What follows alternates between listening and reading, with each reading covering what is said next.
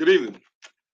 I'm Brother Ron Kennedy Bailey, Chairman of the Department of Psychiatry and Assistant Dean for Diversity and Community Engagement at the LSU School of Medicine in New Orleans. Welcome to the Alpha Phi Alpha Surgeon General Initiative. Tonight we begin, as we always do, by giving thanks to our General President, Brother Willis Lonzer, for conceptualizing this idea, which is now over a year and a half in the making, of having brothers talking to brothers and others about healthcare in the African American community. In addition, I give a great credit to our brother Surgeon General of Alpha Phi Alpha, Brother Jeff Sterling. Brother Sterling has really set quite a landscape for us moving forward, putting together a really good team of deputy surgeon generals, as I am for mental health. We have focused on health disparities, cardiovascular and general medicine issues, public health and tropical medicine. I mentioned cardiovascular illnesses, bone illnesses, dental illnesses, and the like. His theme and focus has been on efficacy through education, really truth of information about how issues are relevant to us in a culturally competent fashion going forward. Today, I'm also very pleased to have the opportunity to have a good, close personal friend, a fellow psychiatrist, a fellow Texan, a good brother Napoleon Higgins as our panelist and guest. We'll do something a little different tonight. Often we'll have several panelists and have a back and forth discussion. Today, it'll be myself and Dr. Higgins, two Alpha brothers who have both written several books on a variety of topics, I think, of interest to, again, our brotherhood, our community, and really Black men, I think, across the full diaspora. I look forward to an engaging discussion. And with that being said, I'm going to move to Dr. Higgins for his opening comments. Brother Higgins. Yes, great, brother Dr. Bailey. It's great to be here today and once again with the men of Alpha Phi Alpha to discuss the important topic of mental health. Honestly, I feel a little ice cold in my jacket today, and I feel just blessed to be a part of this organization talking about the important work about mental health. Black people have been talking about mental health more as of late than I've ever heard throughout my professional career. And so tonight we're going to continue that discussion, and we'll be happy to hear from brothers and any questions that they have. And it's just great to be here to talk about this. Absolutely. I think that our themes will be threefold. One, we'll do some introductions and discussion, obviously, about who we are, where we're from, and kind of how both of us got interested in healthcare in general and psychiatric care in our community in particular. Next, then I'm going to move to have both of us speak a bit about our books, their themes, and our goals in writing those books and considerations regarding what might be some good take-home points, messages for the audience. Third, I really like a point that Brother Higgins pointed out. We should talk a bit about why do people write books and why should we in our community write books by and about ourselves to craft our own narrative, describe our own message, and really take responsibility for, I think, our own truths in the African American community. I'll begin with some discussion about his books with Dr. Higgins. Napoleon, you had the floor. Yeah, so the fact is that we have this issue regarding mental health in our communities, and needing to make sure that we converse and that we speak openly about mental health, and that mental health is nothing to be ashamed of, and we all are engaged or should be engaged in active care of our individual selves. So just like you need to check your blood pressure, you need to check your cholesterol, you need to check all those things to make sure you're mentally well. You need to also take a check on your mental health and where you are. Are you sleeping right? Or are you eating right? Are you having issues with the problem of not doing the things that we need to do in order to take care of ourselves? Because the fact is that if you don't pay attention to your mental health, then who will, right? So myself, how did I get into mental health? My mother says, God rest her soul, that if the family would have had issues with their heart, I would have been a cardiologist. So with that, I say that tongue in cheek. But the fact is that with this issue of mental health in our families and mental health with ourselves, we need mental health providers out there who understand us, who are culturally competent, as well as can engage in our community and help to start the conversation. I would say that so often, previous to the last, say, 5, 10 years, on the second half of my, career here, previous to on the first half, the only time I really saw a black male was if the mom brought the kid in. All right. But the fact is that now I'm starting to see black men engage in mental health themselves, understanding the importance. And we forget about how many psychiatrists there are and how busy as a field it is. Understanding that the largest specialty behind primary care, which is going to be pediatrics, family medicine, internal medicine, the most common doctor after that is a psychiatrist. So that tells you how busy psychiatry is, understanding that there are more psychiatrists than OBGYNs. Half of the population sees an OBGYN, or half or more. But the fact is that most of us don't talk about seeing a mental health professional. And that comes to psychiatrists who do medication management, psychologists who do therapy, and then you have social workers and a whole host of individuals, nurse practitioners, physician assistants, who are doing a lot of mental health. Also, your primary care doctor does a lot of mental health treatment as well. So we have to understand where we come from, why is it important, and why is it important for Black people in specifically. Understanding that Black people on average have a higher risk of mental health disorders, and that comes from all the stressors that we go through. Where and on top of all the stressors of life, and on top of the issues that can occur just with mental health issues and the mind itself, we also have the issues of racism and microaggressions and issues of imposter syndrome and being the only one like us at work and sometimes even being targeted.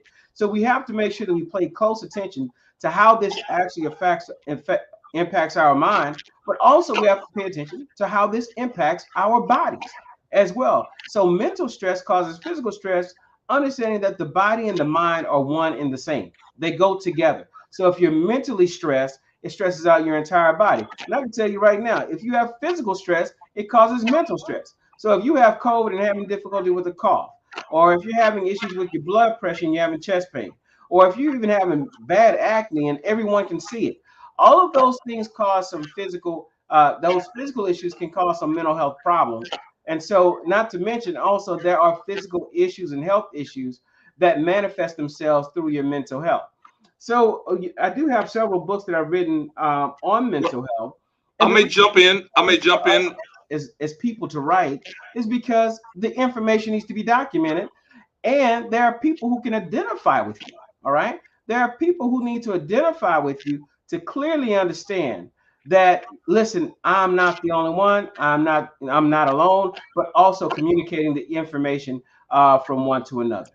Let me just jump in before we go to the books and just uh, follow up with a caveat. I do think I neglected to mention early on that both of us, Dr. Higgins and myself, are double board certified. So in psychiatry, as Dr. Higgins points out, is pretty vast and varied. But many of us will subspecialize past general psychiatry. Dr. Higgins did general psychiatry and then did child psychiatry as a fellowship. So he's board certified in general and child. I did general psychiatry and did forensic psychiatry as a specialist. So that's my double board specialization. It's important, I think, for persons to be aware of that psychiatrists can be very different and very varied. I love your comment, Napoleon, in regards to some person considering cardiology. Most of our membership and our audience are aware that doctors of internal medicine have specialty work in cardiology, or they can be pulmonology, they can be diabetes specialists. But specializations are key, because when you go into a doctor or you think that yourself or your family member has a problem, be mindful that getting a specialty care and assessment, I think, may be exactly the golden jewel that you need to get the level, I think, of expertise I think that's needed. One struggle all too often has been misdiagnosis and misunderstanding of African Americans from providers of all backgrounds that may not be culturally competent and aware of the need to really listen and hear the messages that I think are being shared. So these issues, I think, regarding people's health specialties are key. I'll talk more about forensic issues going on tonight, but I want to kind of set a good landscape backdrop for the kinds of differences that psychiatrists bring, and one reason why, as African American men, various specialists in psychiatry may bring varied degrees of expertise that you may need. And now we'll move to the issue regarding books. Definitely so. Definitely so. And so it's important that people understand that even within psychiatry, there are subspecialists in what we do.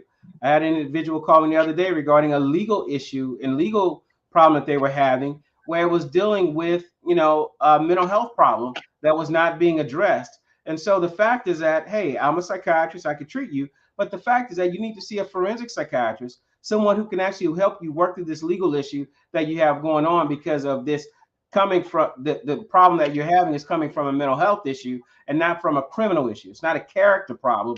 It is a mental health issue that needs to be addressed. So me as a child psychiatrist, I've written a couple of books on mental health with children. This first book here is called Bree's Journey to Joy, a story about childhood grief and depression. Understanding that a lot of children right now are going through issues of grief and depression, even outside of the loss of individuals during COVID. I was recently at a conference where we had 200 kids in the room, and we asked the question, how many of you all have lost a parent or a grandparent or someone close to you who's passed away, who has died? And every kid in the room from the ages of 5 to 11 raised their hand that they had lost someone that they knew, and how that made them feel sad. And I relate the story that the first time I remember crying at a funeral was when the loss of my grandmother. And I was about 8, 9 years of age, and having no idea what this emotion was or why people were crying around me when we were outside of the church. But then as soon as I stepped into the church, it was a whole nother story of this emotion of loss and bereavement. Understanding that not only have kids have lost people, but they've lost things. This is a generation of individuals who lost school, where they went to school every day, and all of a sudden they lost their classmates. They were not able to go to school. They were locked out of the school. They had to stay at home and do work over Zoom and things of that sort, of the medium that we're using right now. So the fact is that these kids are really going through a lot of losses, and we're working through a generation of individuals with losses. Even when you look at brothers, the formative years of the ages of adolescence, and even late adolescence and young adulthood, that 18, 19, 20 to 23-year-old who was in college, and you were identified by the things that you do. Maybe you were the smart one, or you were the athletic. All of us are bros. Maybe you're known as the tail dog or the ace or the deuce or whatever line. And the college knows you as that, and they identify you as that. But all of a sudden, those identifications are gone. So we're having a lot of issues with losses in kids. We're seeing a lot of issues with depression and anxiety, especially in our young adults right now. So if you're noticing that you're having losses and you're having bereavement, things are having difficult to get on track, make sure you go and see someone. I've even met people say I was an outgoing individual. Everybody knew me to be the life of the party. But since the pandemic, since we had to be shut down and then restart, that a lot of times I don't feel like being around a lot of other people. I might start having issues with anxiety. Well, if you're noticing an issue, make sure you go and get some help. Understanding this, if you have a college of a particular size, and I believe if you have over 3,000 or 5,000 students, every college is required to have a mental health service. So if you're struggling with something, please go ahead and get help. Do not wait. Do not wait. Do not wait. Go ahead and call your mental health, the mental health group or advisor, or let the counselor know, department head know that we're having some sort of issues, and they need to be also looked at. I've also seen during the pandemic, especially my college age students, a lot more drinking, a lot more alcohol, and a lot more marijuana use. And I would say to brothers, you have to be very careful of that. One, if you're breaking the law and you're underage. But two, the other issue with that is these things can also impact your mental health and make you physically worse. All right. So excess alcohol, or drinking in general, but excess alcohol, and this issue of this marijuana that is being used. And I have to tell folks that this is a different kind of marijuana than when I was in college. That these things can definitely impact you, and we have to be very, very careful and to be safe, to take care of ourselves, and not let these other issues get in the way and cause us to not be able to graduate or not be able to do well. But this is also true for our brothers who are of my age. I've been out of college. I'm going on my 30-year anniversary, fall '92. All right, so this is my 30-year anniversary in the fraternity, Eta Gamma chapter. We call it the Mac and Pack and Never Lacking Eta Gamma chapter of Prairie View A&M University. We're going into 30 years, and also we've seen with our older brothers is an issue of excess alcohol use, where people are drinking more or doing other untoward behaviors that are not good for you as a professional, and we have to look out for that as well. Yeah, I'd add, I should share with the audience. You're kind of catching us, I think, on a rather interesting time. Literally, Dr. Higgins and I both probably landed in Texas and Louisiana within the last 24 hours or so after spending a week in Atlanta doing the National Medical Association. Both, I think, of us have had some leadership capacity, I think, within the NMA. I was very happy to see our NMA is back to having on-site in-person meetings after 2 years, 2020 and 2021. Well, we didn't meet because of the pandemic restrictions. And I thought Dr. Higgins, during that discussion, we did a talk on COVID-19 and maybe the implications that has occurred in mental health concerns in the AA community. The reality is, you made a point then that really resonated with me and was very key. This idea that not only was social isolation problematic, but I think that people probably needed more physical isolation and not social isolation. I thought it was really a very timely point. I think it actually apropos as well for discussing today, whether it's pandemic or not. We need to engage with others within our community in ways to find some balance and some fairness and some equity in our engagement. I think black men all too often are disproportionately considered, rightly or wrongly, as not being talkers and not being persons who will share what's happening to us. That we may be considered as persons who kind of hold in emotionally much what we're thinking and feeling, and all too often that may unfortunately lead to persons who may act out behaviorally in ways that are not the most healthy and lead to some degree, I think, of concern. So these issues, I think, are very, very relevant. I think whether it's alcohol, as you mentioned, I think you're correct about that, or other forms of consistent or unhelpful defense strategies, we've got to talk to people and think and grow and learn about what may be more helpful practices. Psychiatrists, we have hopefully a bag of tricks, so to speak, to offer as far as advice and information to help somebody move forward. But if you don't talk to your psychiatrist or your professional, you may see another healthcare professional, your primary care doctor or therapist or nurse, or you might talk to somebody who you've trusted in your life, or your family or a friend. But work to develop resiliency by having strategies that help you kind of decrease the stress or emotion, modify impulsivity and quick acting out when something may not be going very well, and limit, I think, adversity and I think how we engage. Huge issues, I think, for all of us. Definitely, I think, very often for young African American men in the era that we're in and the setting we're in, where at times due to police malfeasance or police brutality and settings where persons aren't treated fairly, some of our members, may feel like they're not given a fair shake. So advice that comes to a person like us should be advice to help keep people safe and balanced in a setting where they're protected. Your issues, I think, about persons using more alcohol during this time period, Dr. Higgins, resonate with me. Yeah, definitely. So we are seeing a more issue of alcohol, and also to the point that you made in your book about gun violence. We're starting to see more issues with gun violence, assaults, domestic violence issues, and it comes from a lot of that pressure cooker that we're under with everything that is going on right now in our communities and around our families. Realizing that as we're coming out of COVID-19, understand that I have a family member who was just diagnosed today with COVID-19. So people believe that COVID-19 is over, but it's not. It's not over. It's still going on. But now we're having this issue of monkeypox. So as we're going out of one pandemic, we seem to be going into another. Now, the thing about monkeypox is that it doesn't seem to be killing anyone, but it definitely does not look good. All right, especially when you have blisters that are popping up all over your body.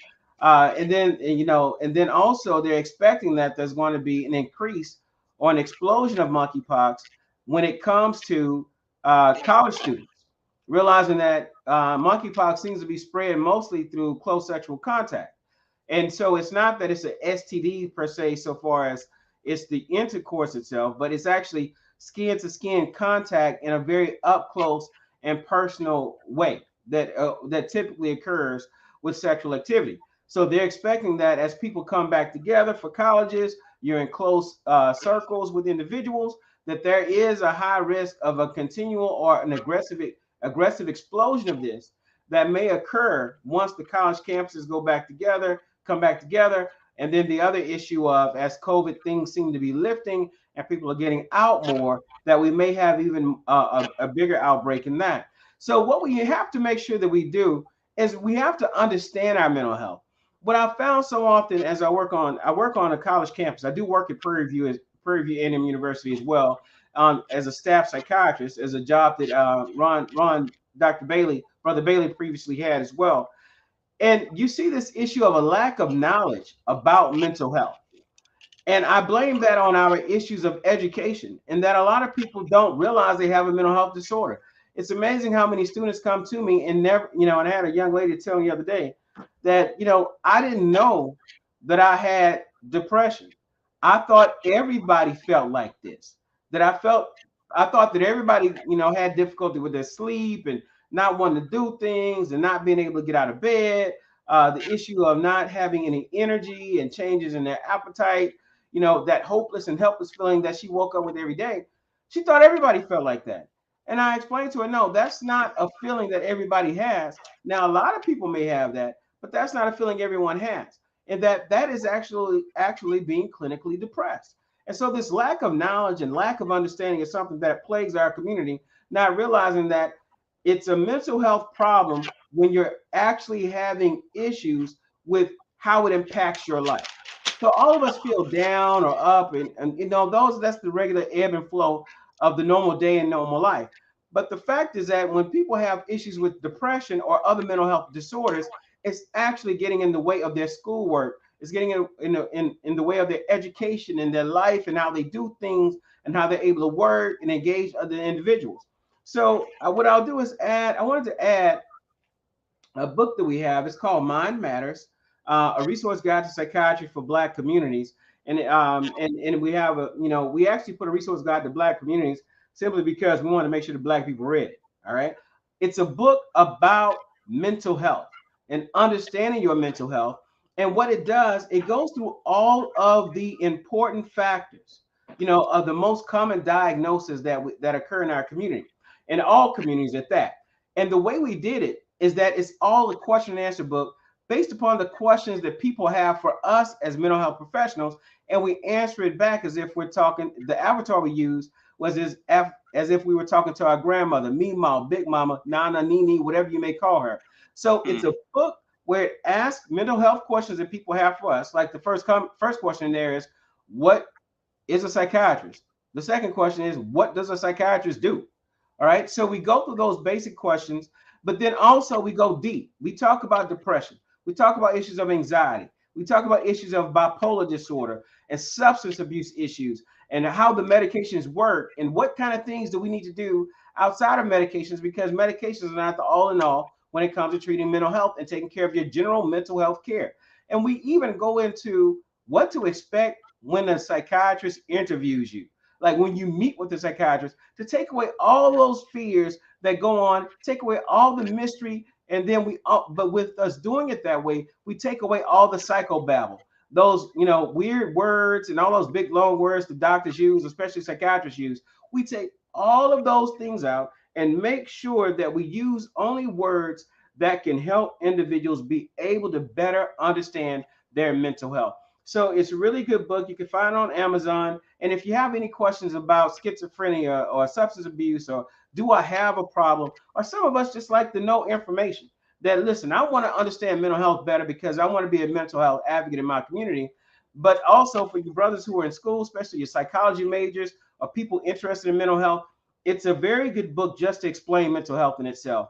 And that really is written on a 6th, 7th grade level. But what's crazy about it, though, is that it's very readable. All right. So it is a deep science book with it has over 100 references in this book. But because we use regular language in the book, it makes it a lot easier to understand. Dr. Bailey, any thoughts about the use of regular language and trying to communicate with our people? Oh, absolutely. Well said. In fact, I want the audience to know that both when I was at Meharry and your group's first book came out, and when I was at Wake Forest as chairman, 15 and 19, and your second book came out, I bought the book. I think we bought copies for the whole class, and made it mandatory reading.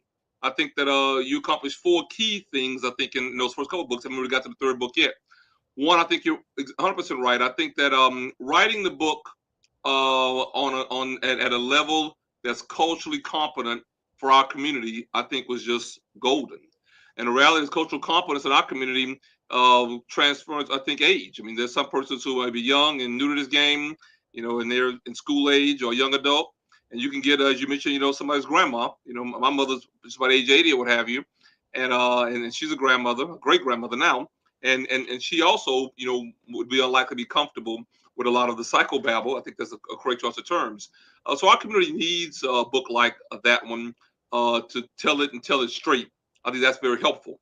I think the other thing that was important was that the book was composed, I think, of a variety of authors, male and female, and they bring their own various perspectives of many persons that I know. And I thought you did a good job, kind of as a leader, bringing that group together. Finding some commonality. I love this idea that is a discussion of how we in our community, as young Black professionals and otherwise, can work together for a common good of our community, but also I think in a good way, professional growth. For all the discussions at times that may not be the case for some, it was refreshing for me as an outsider watching you and your group work to see, I think, how authentic you were and how relative productive, and I think what work product I think you also produced. The final part I mentioned, I think, is also relevant. This idea of question and answer format. Often, I think that's shrewd because I think that's a lot more likely to be a format that an African American person or one of our brothers or somebody in our organization is going to benefit from. Sometimes the discernment that occurs, I think, when you go and see a doctor in general or psychiatrist, is they kind of do all of the talking, and they may also use adverse language or terms, and they don't really hear you. And often because of the power differential imbalance in our community, the person who's there, who's African American, male or female, may not be aggressive enough in that doctor-patient exchange to really push the envelope, ask the questions they really need to ask, and really tell their overall story. Sometimes we call it the white coat syndrome, that the patient may want so much to impress the authoritative figure, the doctor, that we want to act like everything is okay. We say, oh, yes, yes, yes. When the truth is, unless somebody else goes in the room with us, or it's a doctor and a clinician is shrewd enough and understanding enough and humble enough and to really dig deep and find out what's really bothering you, then you actually walk out of the room and they don't really know the full story. I think those are considerations that are beneficial outside psychiatry, Napoleon. That's just a good quality way for African American doctors to appreciate what we need to do to bring, I think, that value, mineral to our community. I mean, one point about my second book, you mentioned gun violence, and I know we won't talk about violence all night tonight. We've had some violence discussions before, but I said the same thing. We tried our best in the gun violence book to hear what the Black community is addressing. And I'll give you one example. The murder rate in our country with violence and firearm homicide is 6 per 100,000, but the media paints a very different picture.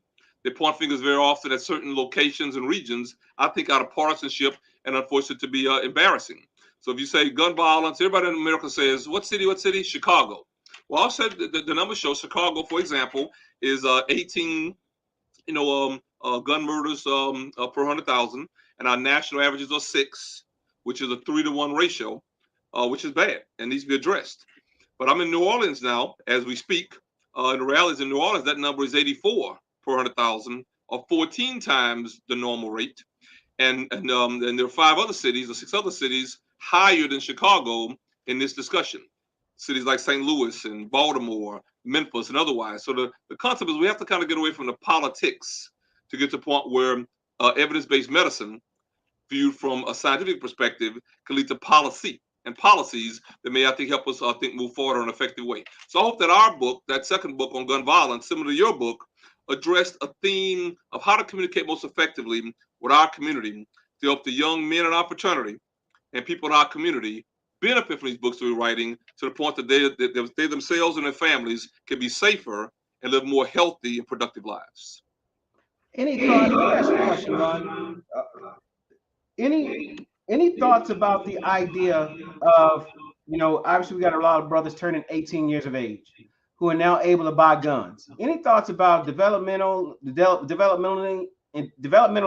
where people are at a young age and gun use, but also the overall risk to themselves and the family? Any thoughts about that?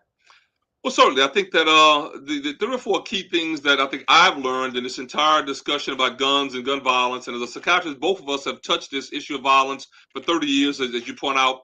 I've been really involved with it at a very deep level, a very deep dive for about 6 years. 2016, I got asked to do a grand rounds on it. It was called the Dana Lecture, like the big grand rounds once a year, University of Maryland, by Dr. Bankole Johnson. And I spent 6 months doing essentially this, looking at it, and I was just shocked and surprised by what I learned. On a question that you and how much I think regular society should be aware of, and is not really, this information is not shared on a more consistent basis. To your particular question, I'd say absolutely. There are a few issues that are relevant. One, first of all, very often young persons are emotionally and psychologically less of age, I'll call it, than a chronological age. We all know somebody who matured a little slower. They may be 18, but still engage a lot more like they're 14 or 15 or 16. They may not want to hear it, but that may be true. On the other hand, we know some people who mature faster and they're ready to have a job and live independently and pay their bills and move forward. The same is true, I think, for persons who move into college age and young adults into the early and mid 20s. Some develop slower. Most, they would argue that women, young women probably mature a little faster than young men. So what do you see practically? Well, with a less mature performance, I'd argue, behaviorally, one will be a lot more likely to be impulsive in your actions. One will be a lot more likely to be aggressive in their actions, and a lot less likely to use other forms to show resiliency and to use other forms of defense strategies to modify conflict. So let's likely kind of talk through it, or use humor to modify or decrease the angst. You're less likely to be able to have the wherewithal internally to kind of walk away when somebody insults you or plays the Jones on you, does something with you. You have to, that you don't like. You kind of have to respond in a way that maintains your self-respect and your dignity.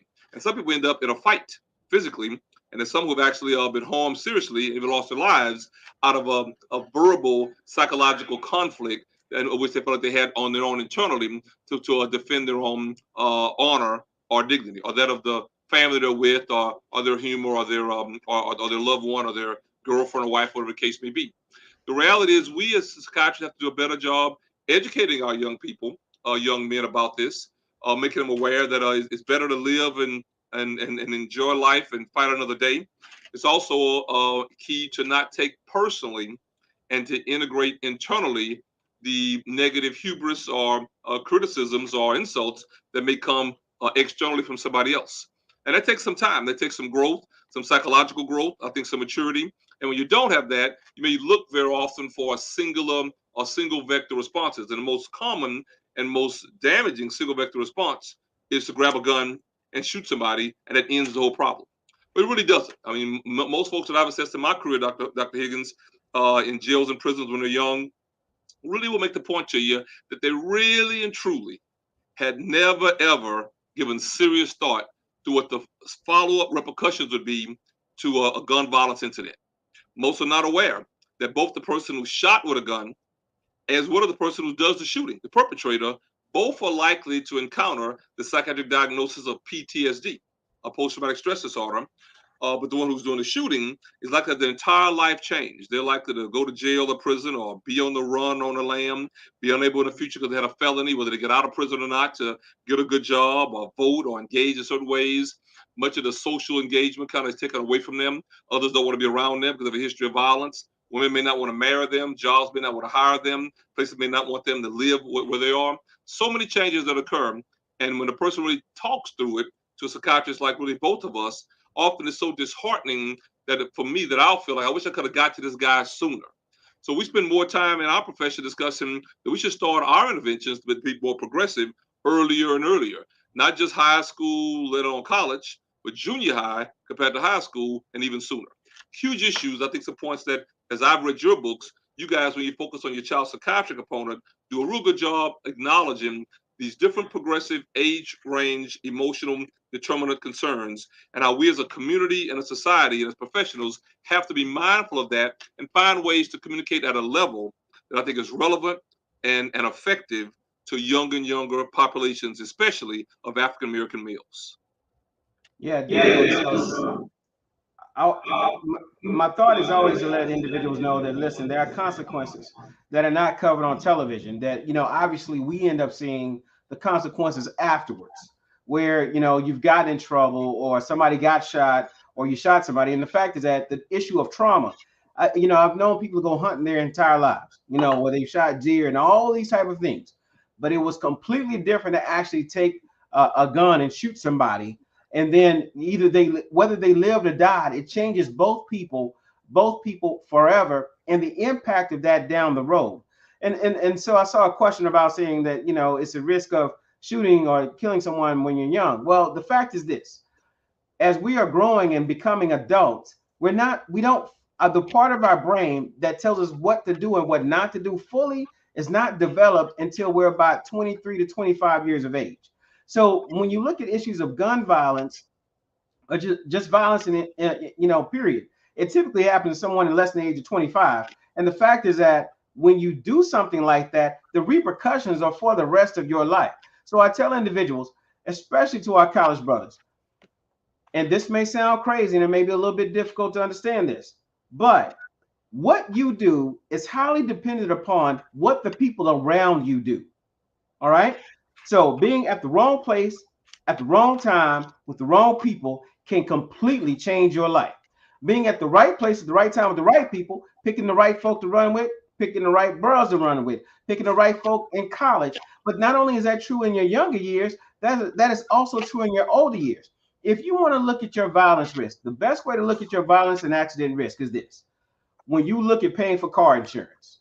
And I don't know how many brothers pay their own car insurance, but I remember having to pay my own. And I noticed that as I got older, my car insurance cost went down. Why? Because my thinking changes as I get older.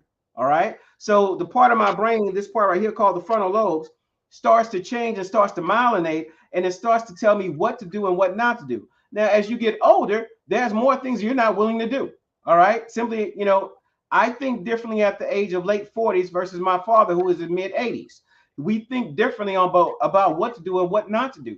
So the fact is that you've just got to make sure that you understand that when it comes to the emotions, because we're all mature in emotions on how we feel about things, but then we have to really, really pay attention to what is the decision making that is going on. Understand that when you purchase a gun, and I'm not against guns, all right, I'm definitely not. So I don't want to be a hypocrite here.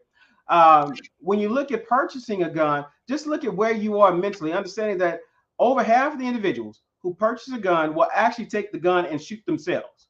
That is the most common risk of death when you actually have a gun inside your house, is either by suicide or by accident. So realizing that is the first risk, and then the second risk are through someone that you passionately love. So for our brothers who are married, it's more likely to be the wife or the girlfriend or the kids, all right, or somebody else inside of the family. So we have to be very careful of where we are emotionally when it comes to firearms, and where we need to go and what we need to do. Now, I did see some things in the conversation here on the comments that I wanted to make sure that I address, where the issue of, is it that, you're saying that because we would shoot somebody because we're young? No, the majority of people who own a gun will not shoot anyone. All right, that is the most common thing to happen with that gun. And trust me, as a person who's handled the gun, I never ever want to point a gun at anybody. That is the last thing that an individual wants to do, not unless they're forced into that situation. Now, I saw another comment where it said that only gay men get monkeypox. I want to say that is categorically false. I do not want anyone believing that that only gay men get monkeypox. That same mistake was made when individuals said that only gay men get HIV. That is not true. So monkeypox is not thought to be transmitted through sexual fluids and things of that sort, like you see with gonorrhea and herpes and HIV and whatnot. It is thought to be through close, intimate contact. All right. So essentially, if you are, yeah. All right. So when you're with the lady, whether you are straight or gay or however you may call yourself, everybody gets down intimately with somebody periodically here or there.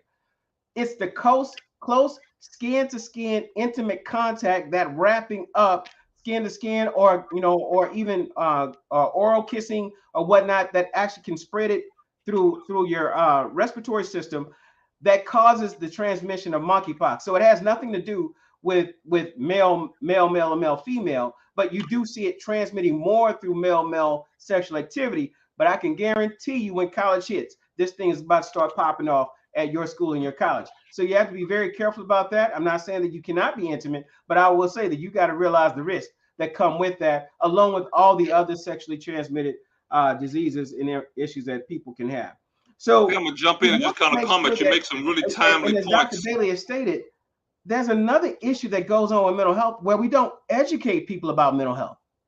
Just like you have parts to the body, like this is my, this is my pinky finger, and this is my ring finger.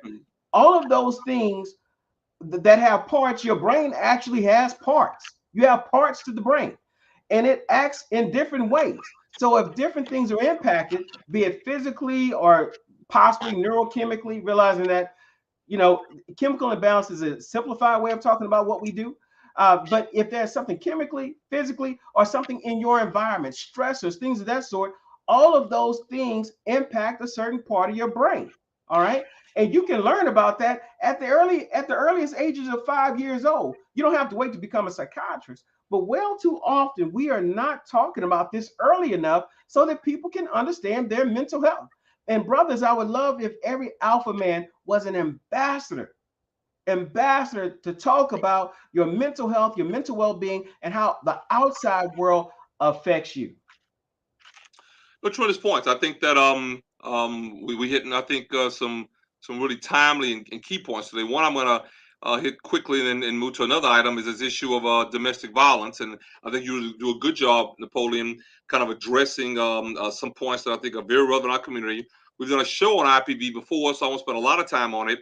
But I see some comments in the chat, and I'm just very sensitive to issues that I think put African American men at greater risk. This issue, I think, of mentioned the part about feeling disrespected or not being given the honor and recognition that we deserve, whether it's in our home with our woman or our significant other or our wife or outside, I think with guys in other settings. These are huge issues, I think, in our community. All too often, I think when I'm asked to conduct a forensic evaluation, which I think you said earlier is very correctly, is a medical legal assessment done by a doctor, but for a legal purpose. All too often, I'm assessing someone who's already engaged in some action. They're often maybe already been arrested for it or been charged with it, or there's some legal implication pending. And the comment that I receive or the discussion is that had they only really known. So these educational programs, I think, are essential to make sure we kind of get the word out and get the message out correctly. I think we're showing books tonight. We showed one book. I'll show this book about important violence. I think it kind of addresses some of the things that you pointed out, I think, with the book you mentioned earlier as well. These themes that I think we in psychiatry hear about as practicing psychiatrists, especially in our community, we may be pretty unique. As Black male psychiatrists, I do think at times we hear a different story, and very often it may craft a different, and I think hopefully a more targeted message of what the real life experience may be for young Black males. And that's a story that I think we've got to tell. So you have to write books. I love your earlier point about that. And the part about domestic violence in this book that we discussed, that I mentioned earlier, is this idea that all too often is the feeling of being misunderstood by young Black men. I think that's so problematic. You make me think about it in this monkeypox discussion about skin to skin contact. And I saw the part of the chat as well where someone says it's 100%, a homosexual men. And you're 100% right. It's not 100% homosexual men. But the real theme is how do we get a message out to our community about what the relevant risks are? We're in an era where either A, there's less respect, if not a lack of respect, for what's considered elitism or academics or university types. There also may be, I think, more of a poignant effort using social media, which is not peer reviewed. No professional has to read it and decide that it's actually accurate or correct. Anybody can kind of go on some social media sound bites and kind of say whatever they really want. And all too often, many people in our community may hear those messages, incorporate them into their daily lives unfairly and incorrectly, in my opinion, and then suffer adverse consequences. So the domestic violence piece that I want to kind of make sure we share, the reality is very clear. Persons all too often get a gun, as I think you say very correctly, thinking they're going to protect themselves and defend themselves from the bad guy on the outside, Chester the molester or the violent type.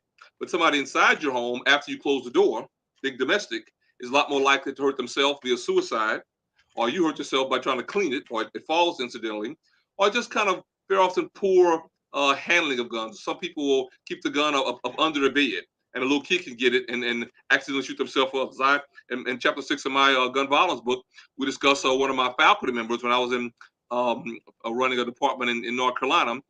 He had a true story of his, I don't know, 4 or 5 or 6 year old niece that had shot his father, who was her grandfather, while the older gentleman was asleep because a gun was just easy to access, probably under the bed. She got it, was playing with it, and shot him.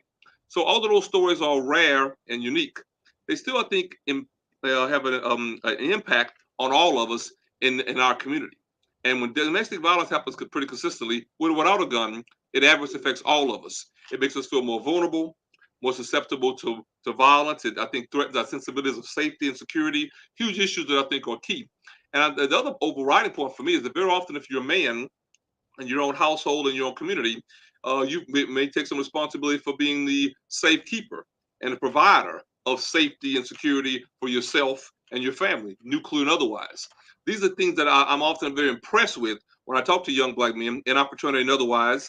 I'm in New Orleans now. We just joined a chapter that's just got started after many years of trying to get up and going. I spent a lot of time with a lot of young guys who kind of want to join a fraternity. And when talking individually, you hear these common themes pretty consistently of integrity, of feeling responsible for themselves and their family, and wanting to do the right thing. We've got to kind of find ways to help them. These books, I think, are helpful, but also this sharing of information among alpha men throughout the variety of settings that we have, and sharing it effectively and openly and correctly, I think is key. We probably shouldn't be overly cautious and thought that we should kind of wait until there's been an adverse outcome. Go ahead and move early. Use fraternity meeting and fraternity settings to develop the kind of friendships and engagements that can help us share information that can be helpful and protective, I think, of young men in our community.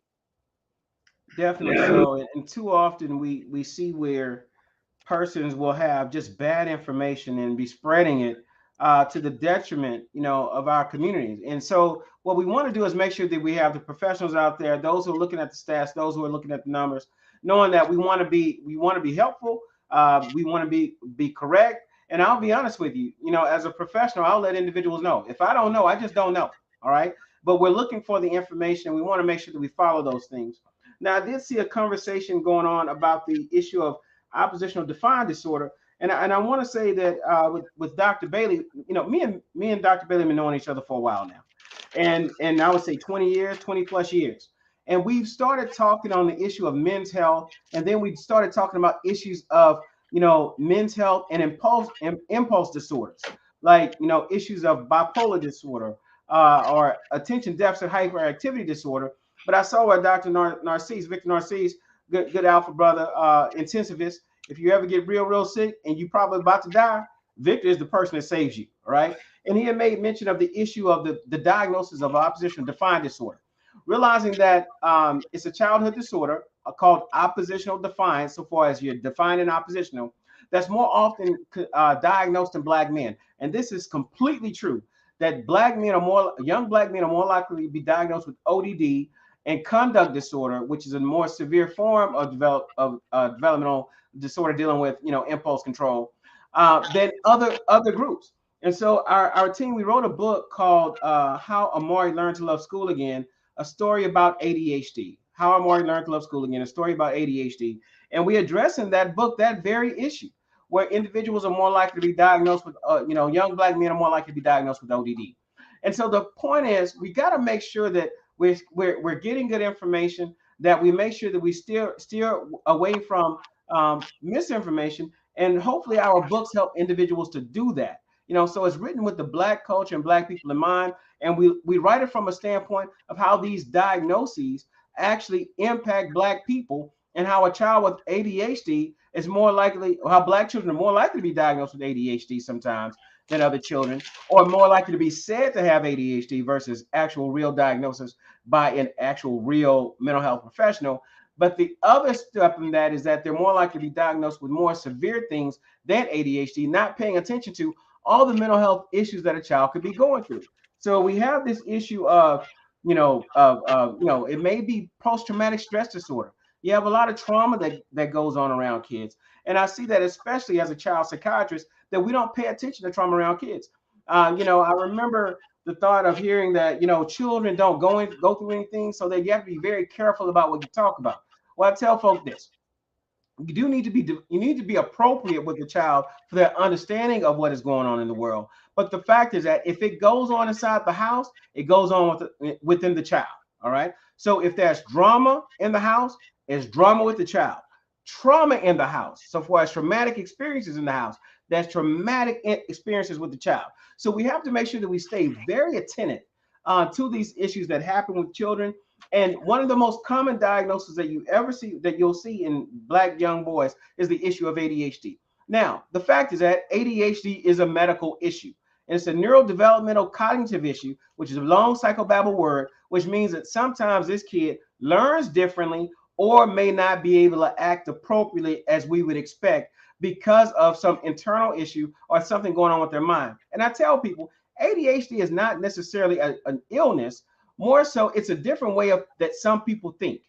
And that with ADHD learners tend to be faster learners. All right. So they learn things quicker, faster, and they process information faster on average than the average individual.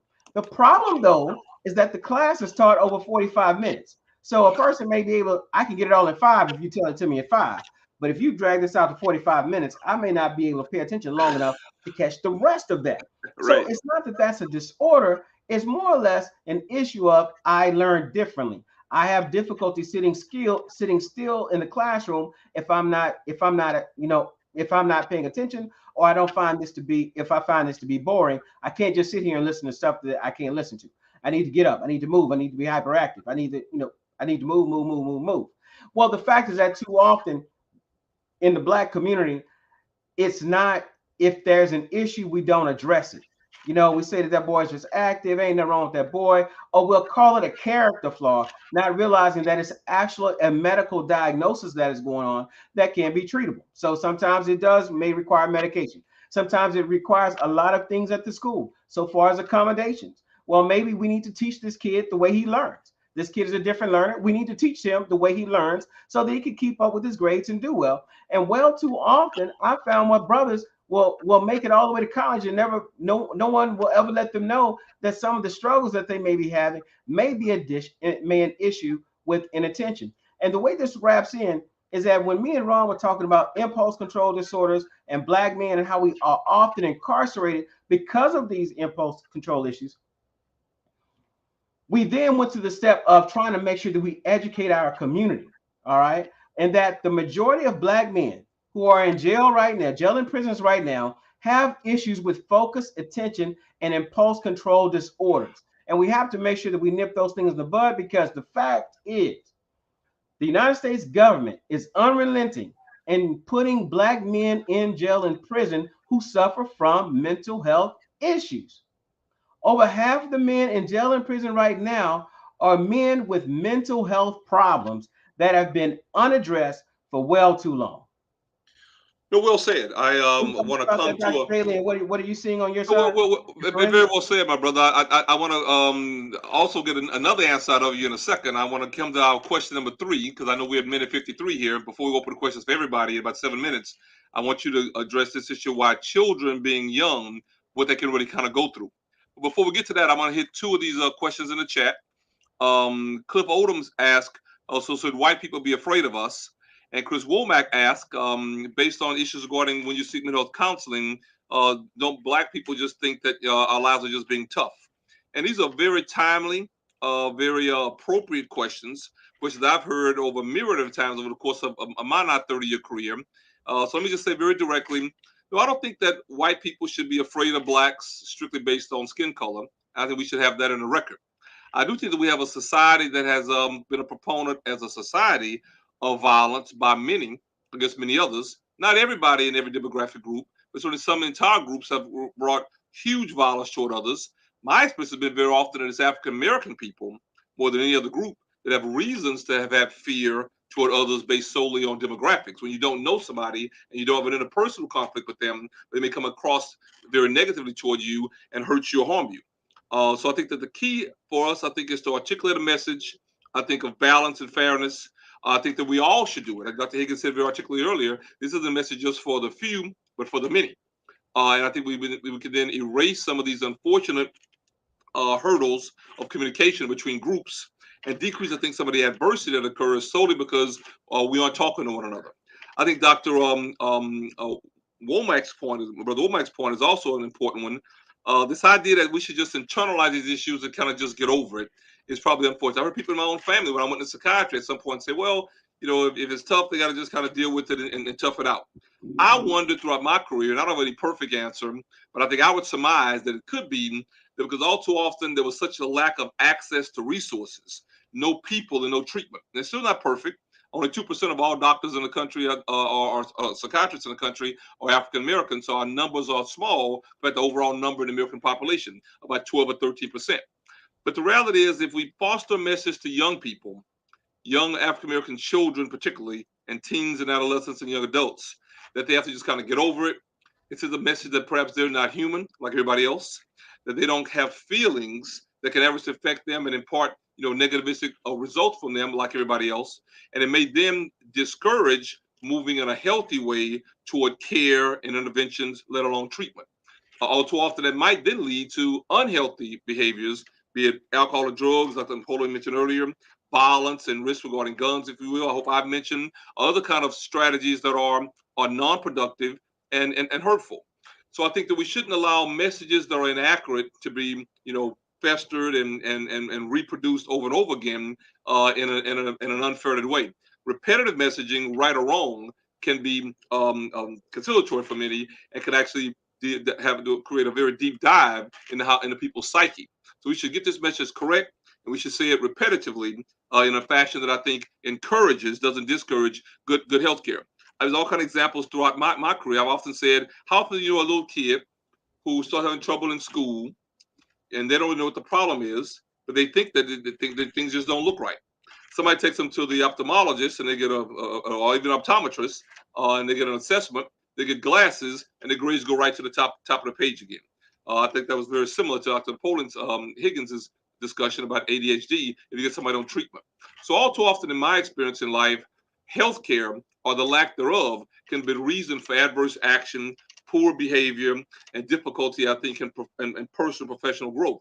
All human beings deserve adequate, let alone satisfactory and even optimized health care, whether it's with eyeglasses if you're having trouble reading, whether it's with a meds for ADHD if you're having trouble paying attention, or whether it's with behavioral discernment if you're having trouble with how you think and how you behave, which is the epitome really of psychiatry and active psychiatric intervention.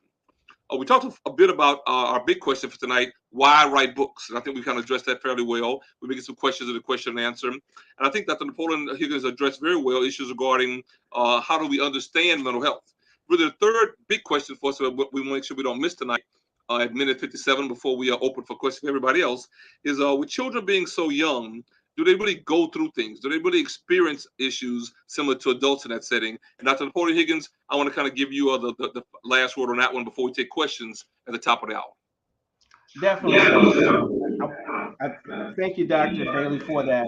The fact is that these children go through things, and the fact is, yes, they do.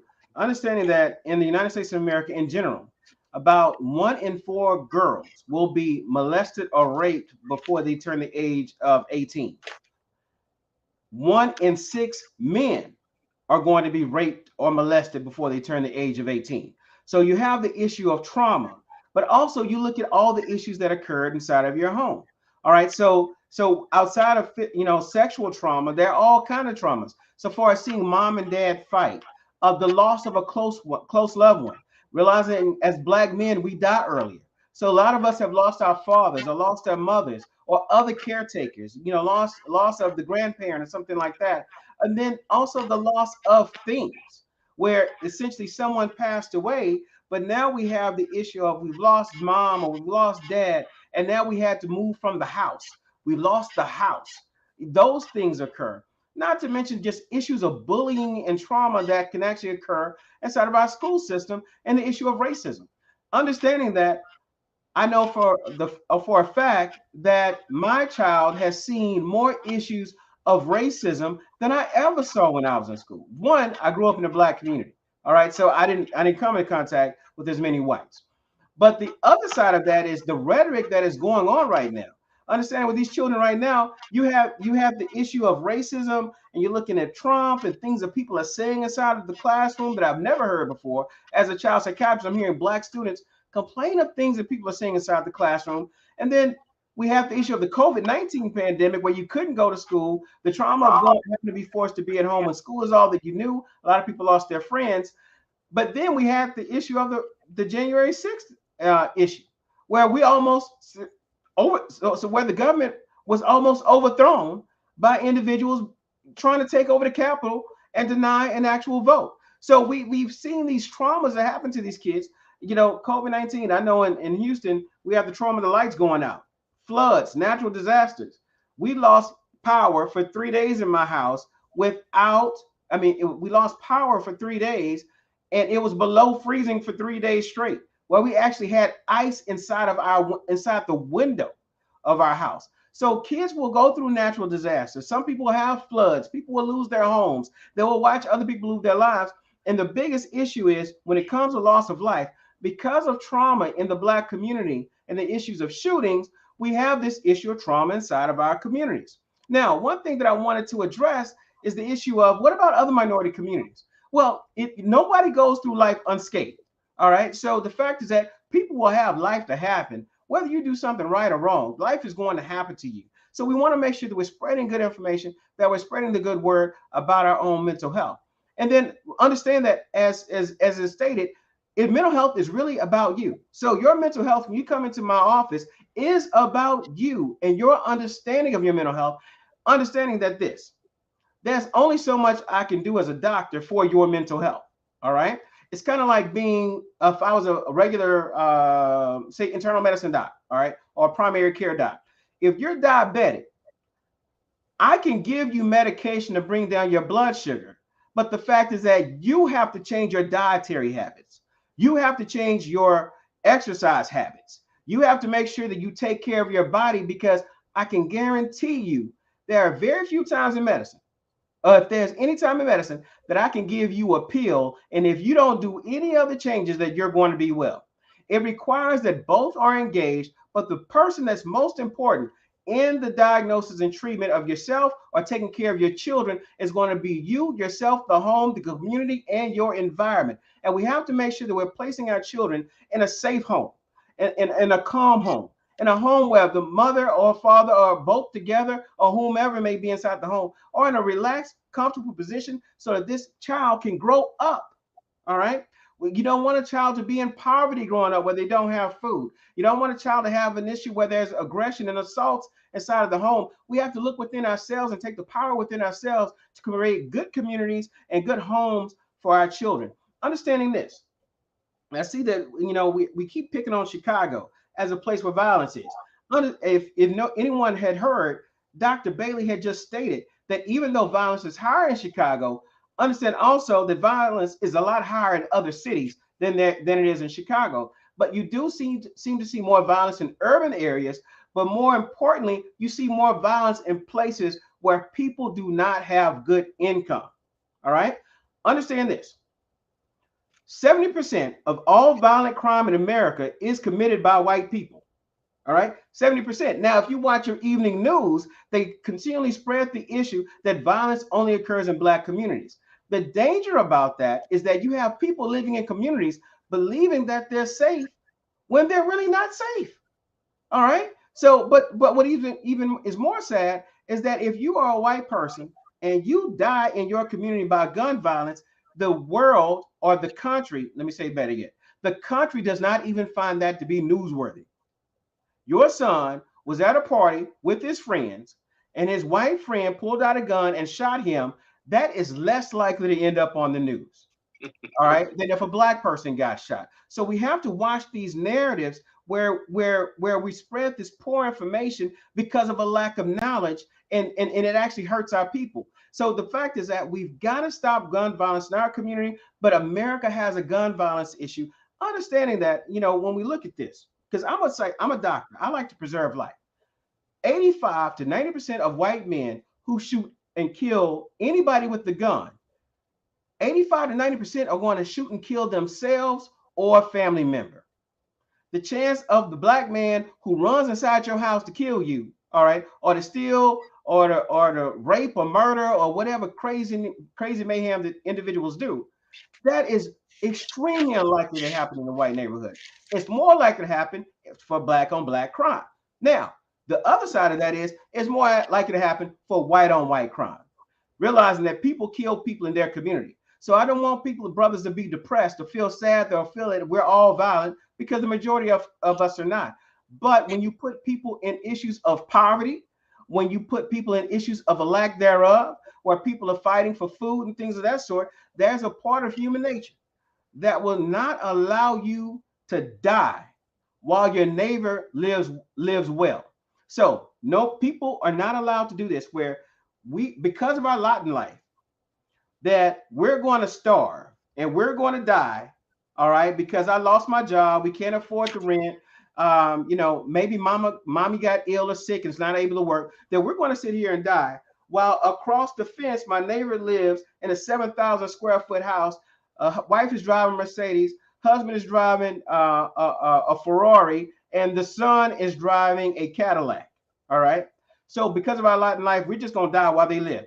The people don't work that way. So when you see more issues with poverty, when inflation goes up, gas prices go up, when people don't have the ability to take care of themselves, you're going to actually see more violent behavior. So it's a societal problem and it's an American problem, and we've got to be very careful of this issue of gun use and gunplay that we're seeing in our community right now. So when it comes to children, they're seeing all of this in their community. I grew up in the hood, all right, of Houston, Texas.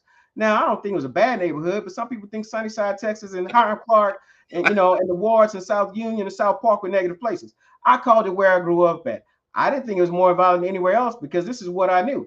But the fact is that I know a lot of dead people.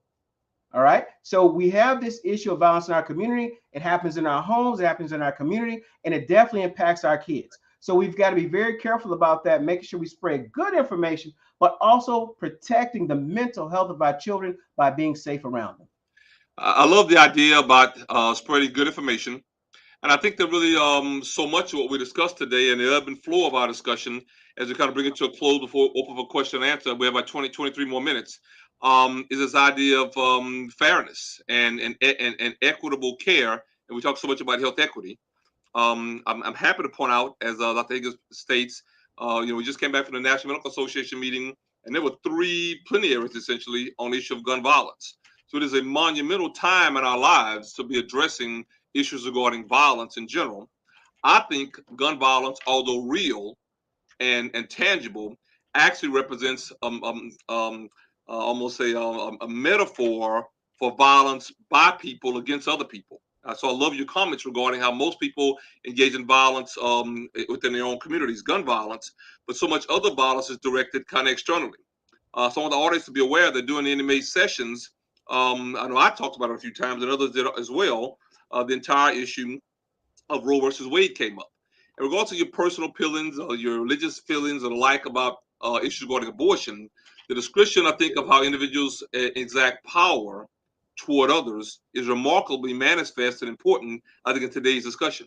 Because all too often that has been the vehicle for over a century or 2 centuries or more in our society, in our country, where very often what has been taken away from certain groups who have been marginalized, very often our so-called minoritized communities have been lacking in access to care, and that overall has led to, I think, health disparities.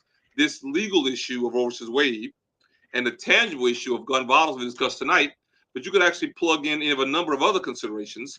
When the COVID-19 debacle initially started, we wondered if certain groups were going to have access to meds or access to ventilators or what have you. So almost across the line, there's always a challenge that individuals very often in my community, our community, are given less and have higher risk.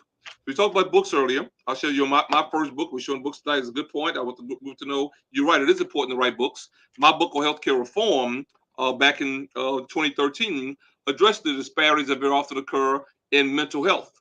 Little did I know then how appropriate that was going to be in today's session as we really begin to integrate these themes with this obstetrical and gynecological health with the Roe v. Wade issue and what that's actually brought about, I think, in our country, the gun violence issue, I think, and others. So for me, I think that the discussion about disparities is coincident to our overall topic tonight of mental health awareness. We've tried to hit, I think, a variety of themes that I think are key and relevant, especially for young men. I know we're calling names tonight, and it's important. I thank all you guys for what you put in the chat. There's one young brother, I'll call his name, Quincy Cummins, who says, hey, I'm with Sigma Gamma chapter of Alpha Phi Alpha, chartered at Xavier University in Cincinnati, Ohio. What can I do to get the message out? Napoleon is exactly what he's stating. And I'd argue, you're on this program tonight, listening to us, sharing hopefully accurate and timely and informed information. I'd encourage you, if you're sponsoring health fairs, to have mental health issues, engaged and involved. I'm very happy as a psychiatrist. I've seen in my own career the evolution. Where in the past we go to a church for a health fair and they wouldn't talk about depression screening. Many were embarrassed by it. And because of stigma against mental health and those of us who take care of persons with brain illnesses, it wouldn't be addressed or talked about, like evaluating somebody for high blood pressure or diabetes or asthma. Now you go to a big church, I think in towns. I know one of the last ones I did in Houston was Willow Avenue, I think, did a piece for them, I think, just about a month ago. They speak about depression screening and other forms of mental health concern and to get you to a mental health counselor. It also was thought, I think, early in our career, and I think, Napoleon, you kind of hit on it, that maybe you weren't right, or maybe you're not right with God or spiritually if you had a brain problem, very different than a heart or lung or kidney problem. That's probably not the case. I think we're growing now. Brains don't work always exactly the same as any other part of the body of the organ. If you get a lot older, my mother's age 82, people that age or older, age 90 or more, at times may have a diagnosis of dementia. But dementia doesn't just start one particular day. It's a gradual process, just like your heart or lung or kidney changing, maybe a gradual process as well. So think about issues regarding psychiatric care. Understand and appreciate and accept concerns regarding mental health, how they affect and impact your community. We encourage persons, I think, in our fraternity to talk about it. Get out and be mindful. Let's decrease stigma and encourage, I think, active, informed information that's useful and helpful kind of going forward. So Quincy Cummins, I thank you for what you stated, and I hope you and your brothers down there in Cincinnati, Ohio, will have a program, have a health fair, get out in the community. When I was in college at Morehouse College, finished in 1986, I played as Alpha Rho. I squeeze that in. We regularly would have every 2 or 3 months a blood drive. And the Red Cross, where it was, they'd come to us Morehouse regularly. We were all kind of young, healthy guys, and we would kind of give it back to our community. We want to make sure that blood was going to a setting like Grady Hospital, where persons in our community could benefit from it. So the things you can do at every age, and you can do it, I think, in a way that actually benefits and helps, I think, your community. Let me stop with that, Dr. Higgins, and see at minute 112 if we have any questions that you like to address, I'd like to address. We're going to end on time, but I think we have some good time for questions. I would just squeeze in, I think I said at the very beginning, but I'll say again, we are very thankful. I mean, I'm extremely thankful to our General President, Willis Lonzer, for conceptualizing this idea.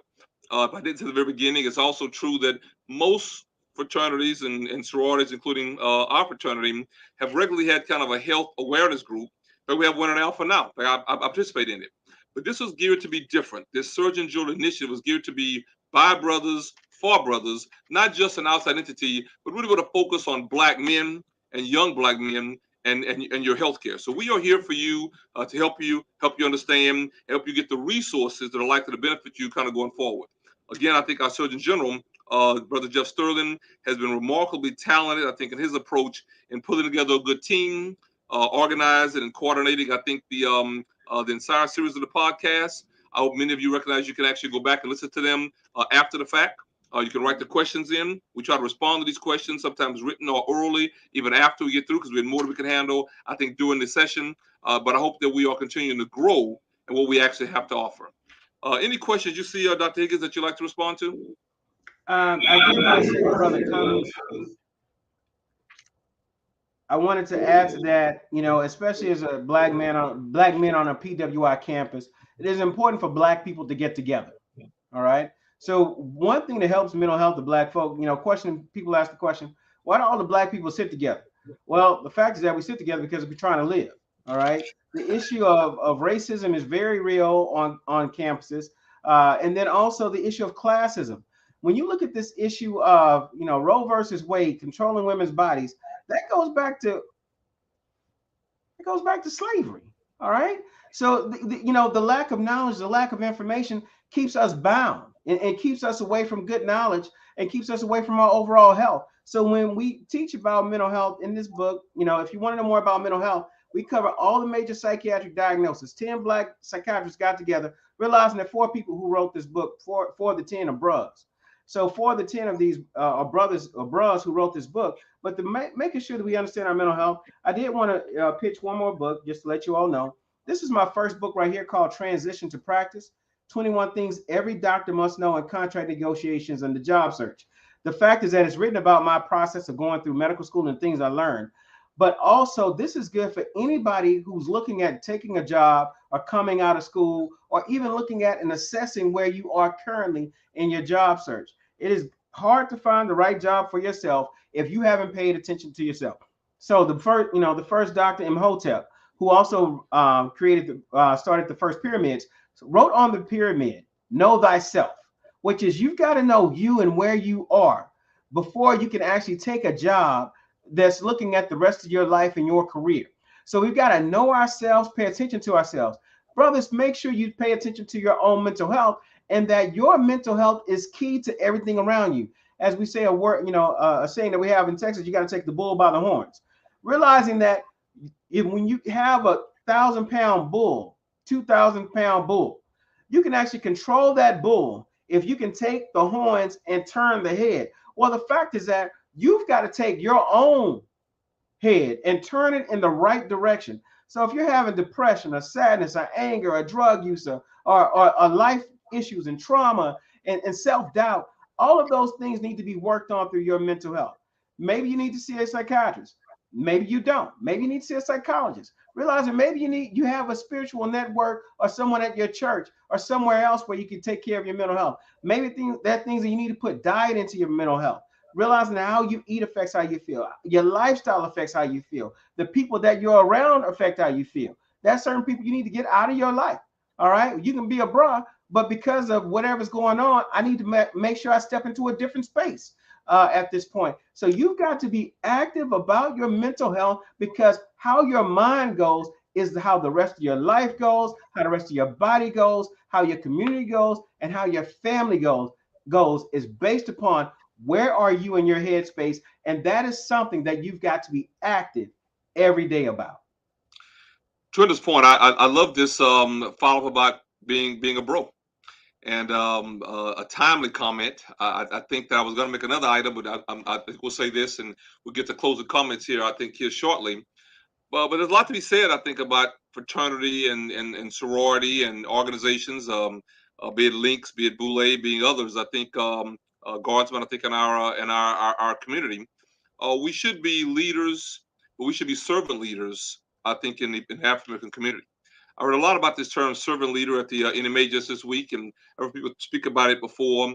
But a few people kind of spoke about it, I think, in ways that really resonated with me a great deal. And I think whether you're a young guy in college, like Quincy Cummins, or a senior outstanding guy like Victor Narcisse in Houston, really all of us, I think, have some opportunity to do a lot for our family. I think in our community. A lot's happened tonight in tonight's discussion that resonates with me. After Higgins talked about losing a relative, I lost my uncle and my godfather to COVID in October, and it just kind of watched how what of an impact it's actually had on my entire family, nuclear and otherwise. Conventionally has been key. I think people look to all of us very often to be a leader, definitely a healthcare leader, and some regards even maybe even an emotional leader in our family. So I'd encourage all of you to take good care of yourself. I love your comments, Dr. Higgins. Tell these brothers we need them. We need them to be alive.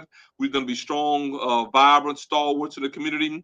I need you to, have a good job and own your business and earn strong income, be financially successful, so you can create businesses and strengthen communities. I was with somebody recently we kind of talked about tithing in church. I think that's what Senator spoke about, the Georgia Senator spoke about, I think, at the award ceremony in Houston, that's in Atlanta last weekend. And that made a great deal of sense, because the truth is that's a component of strengthening and maintaining and fostering, I think, key institutions in our community, including our churches, if you will. I'd also make the argument that I think that some of the comments in today's chat have really revolved around brothers and brotherhood. And I like the fact that it does seem like, Napoleon, that many brothers are accepting some degree, I think, of the challenges of maintaining friendships over time. We talked a little bit about COVID-19, but other challenges with growth and in relationship, when persons have kids or have jobs that are demanding. Very often we move away now. We don't live in all communities where you live very close to persons who we actually grew up with. Many move for jobs and work. So there's a lot of external challenges, I think, and stressors that befall brothers in many places. So I'd encourage you to, seek your own truth, to, find the strength and the strengthening of conviction that can be helpful. leaning on fraternity and other friends and brothers can be of great benefit and support. And I think that we need to be have that degree of support. I think for each other in our fraternity. I think in our community. That's likely to be a large reason why I think General President Alonzo started this program. And I know I mentioned Jeff started quite a bit. I also mentioned many other individuals who I think are also deputy medical directors of SGI. Victor Narcisse is a deputy medical director, does great work. I think his group as well. So as I hear these groups speaking, hopefully we have a growing medium and a growing, I think, momentum to find ways to provide better strength and support, I think, for one another.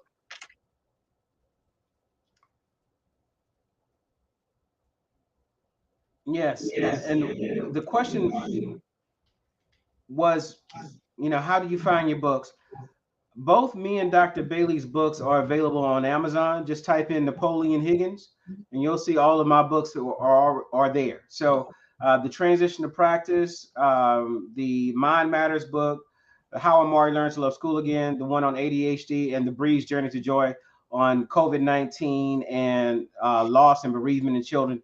All of those books are available on Amazon. Just type in Napoleon Higgins, and if you type in Ron Bailey, RAHN Bailey, you'll find us there. As well, as well. Do we have any other key questions we want to address? So we have 9 minutes to go. We can end early if need be, but I definitely want to make sure that anyone that has a idea, thought, or question kind of gets it addressed. I think is I can't thank you enough for just really outstanding comments tonight. And persons write books in part because they know what they're talking about. This brother knows what he's talking about. Has done great quality work, and I love the interplay between the science and the empirical data and the practical personal life experience. All huge issues, I think, of great importance. I know Higgins very well. He mentioned his parents. I know his parents. You come from good stock, my brother, and that's a good thing, I think, for all of us.